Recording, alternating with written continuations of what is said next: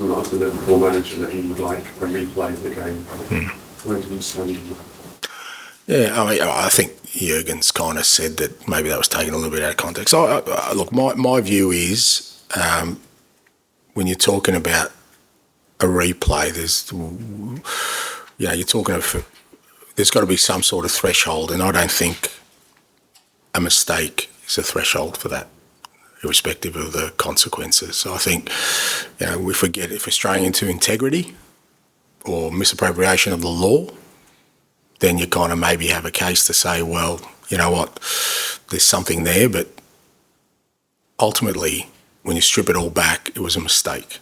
That's what it was. It was a unique mistake. It was, I think people have used an unprecedented mistake, yes, I agree with that, but it was still a mistake. So if your threshold for replays are mistakes by individuals, that's 365 games a year, I reckon. Can I just ask you said after the game that you're not a big fan of VAR. Would you make any case for getting rid of it? I would in its current form. I just don't think that technology is ready for our game. I've got nothing. I've got absolutely zero against goal line technology. It's such a no-brainer, because that's quite significant. But it works for our game. I just think our game is unique. And I know people say, well, let's get referees explaining their decisions. Oh, my God. Seriously, could you imagine sitting there listening to a referee explain every decision on the game? I'm going to the gridiron on Sunday, and I love it. I love American football. It's 3.5 hours, mate. Do you want to sit through 3.5 hours of listening? Referees, the measure of who was a good referee was the ones you never noticed. And now we're trying to make them the stars of the show. We're analysing in slow motion yellow cards. And like I said, we as coaches and players, we're the worst culprits for it, because we talk about, integrity and all these things. And yet I guarantee you, watch a game of football tonight, any game, first throw in, I bet you both teams appeal for it, with one knowing it's not theirs. Yeah? And if you get it, you don't go, well, actually, it wasn't ours, it's theirs. Give it to them, So it's just human beings. We're trying to take advantage. There's nothing wrong with that, We're trying to work within the framework of what we're given. But I just think with VAR at the moment, I said it last week, we think it's going to eliminate, and the more we use it, I think the worse it's going to get. It was there for, what was the term? The clear and obvious error. It seems like everything now, like I said, yellow cards, fouls, corners, everything's getting scrutinised with that. And it's not our game. We're not rugby. We don't have those stoppages. The beauty of our game, what I always loved about, particularly England, was the frenetic pace of football. That's what everyone kept saying. Premier League, the English First Division, that was the difference between some other leagues where you go, so slow and ponderous and it drives you nuts. Not the English League, it's bang, bang. Why are we trying to take that out? Now, I think part of the consequence of last week was that none of us liked it when they were taking so long for a decision. And I felt last week it sounded like they were rushing it to a decision. So maybe that's a consequence of... So that suggests to me that I don't think the technology in its current form is suitable to our game. But I know that I'll be in a minority of that, and I guess my role within that is to try and sort of accept that, whatever my feelings are, and ultimately there's still going to be an arbiter of decisions, and we have to abide by wherever they come about. Tom? Just on from that, Ange, how much fun is football anymore with VAR ways of just last week I think about not being able to celebrate goals. It's sucking fun out of football. I don't know about that. It's still fun, but I think I said it to Vince during the week. This is probably the only time where I'm happy I'm 58 and not 38. I don't know what the game's going to look like in 20 years' time, and I'm not sure I would like it with the way it's going, because I've always loved, the fact that our game has more flaws in it, and that, the uniqueness of our game is the goal is so hard to get, and we always focused around that. And usually goals came from either a combination of brilliance or some flaws by someone, a player, a manager, a referee, something happened and a goal came, and we're trying to sanitise all that by trying to make it into something that I just don't think is our game. That's not what I've loved about about football. Like I said, I've loved the imperfect nature of it. And when you're sitting there, analysing every little, like I said, decision, and it seems that we're going that way where people just want, every decision to be right, then that's going to, I think it'll slow down the game invariably. There'll be more interruptions, and that'll take away from what I love about the game. But that's me personally, I'm not, other people may see it differently. And just how's Destiny Udogie this week? Obviously having a pretty horrible experience on the back. Yeah, no, he's okay. He's good. Like I said, a good environment here where people have the support they need, and the players are well aware these days that there are avenues where you can deal with these things, and no need to sort of deal with them. On a personal level, you can alert the authorities and make sure that the people who are doing these things get treated accordingly. Tom? We talked a lot about players who come in and done a lot better this season. Just what about the players who aren't kind of in the team at the moment, some pretty big names who aren't playing, and how you're kind of keeping them happy and what they're kind of... Yeah, look,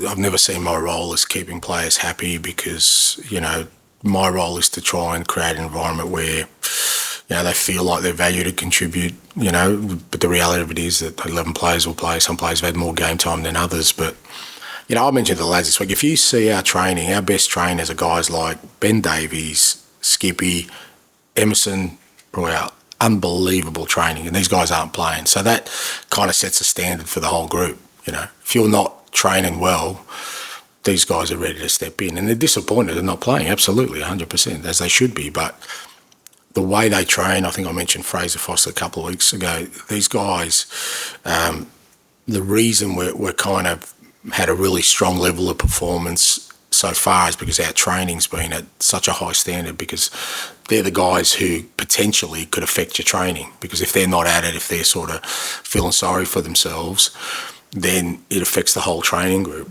But them being the best trainers means that the guys who are playing are going, well, I better train well because these guys are ready to take my spot, so within that context. But that doesn't mean that they're happy. I wouldn't expect them to be happy, but that's not my role. I don't go around sort of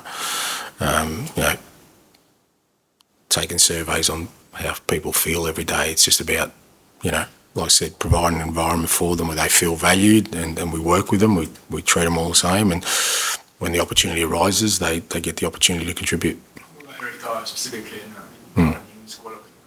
Yeah. He played. Yeah. Big player for 10 years. Have you spoken to him? No, I haven't had any chats to Eric. He's had a couple of sort of disruptions, in terms of a couple of injuries. Last week he wasn't well. He was in the squad, but he wasn't well, so we left him out. So, he's. But again, he's training, and he's making himself available, and with all these guys, if they feel the need to discuss their future, then I'm more than happy to do that. But I'm not going to go out and seek it unless I see there's an issue there. And for me, the issue is, well, are they training well? Are they contributing to what we're doing? If they're doing that, I see no reason to have extra discussions with them. Okay, we've got a couple of minutes left if anyone wants to add any final ones. Just ask about Luton. What's it come up? Far fewer resources compared to the rest of the team. So far, less possession than anyone. Does it? I know you said in the broadcast section that the game plan remains the same, but how much more challenging is that? Yeah, it's not more challenging. It's just a different challenge, and you have to sort of respect that. You can't just go there and think, well, okay, they're going to be one-dimensional and they're just going to play a certain way. Like I said, there's a resilience and sort of competitiveness in them that you have to match. If you don't do that, then whatever sort of our ambitions are in terms of trying to dominate the game in the way we want to, those conditions might not exist. So we may have to, do some things that we haven't had to do so far to overcome it, and you respect that. So you analyse our game plan and you go for it. But I don't think I don't think it's a greater or a lesser challenge. I mean, that's the Premier League. You're always going to be playing somebody that's fighting for something. Absolutely. And if you're not at the top of the game, of your own game, or you kind of go into it sensing that, somehow it's going to be a lesser challenge or even a greater challenge, then I think that's where you get the potential to sort of trip up. And Vince, to finish us off, please.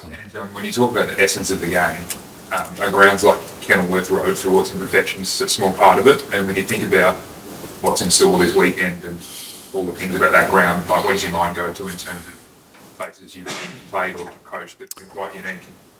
Yeah, I wouldn't want to sort of frame it that way. I think that's maybe being a little bit disrespectful to a club that's fought, as we said, against clubs with greater resources, and it's for them that's their home. So I've always, and as you said, I've kind of traversed the whole football sort of landscape and of being in all sorts of environments. But I've always respected all of them because that's their home, that's the club's home, and you respect that and what it gives to those people. They, and I certainly don't look down or just think, we've got to go to a smaller ground. It's a football venue. It's for that town. They take pride in their team, in their stadium, the same way, I did when I was at clubs with lesser sort of facilities. That's their home. So I don't sort of think about it in any terms other than we're facing a tough Premier League opponent and there's 3 points up for grabs and we've got to be at our best to knock them off. Okay, thanks guys. Thank you. Thank you.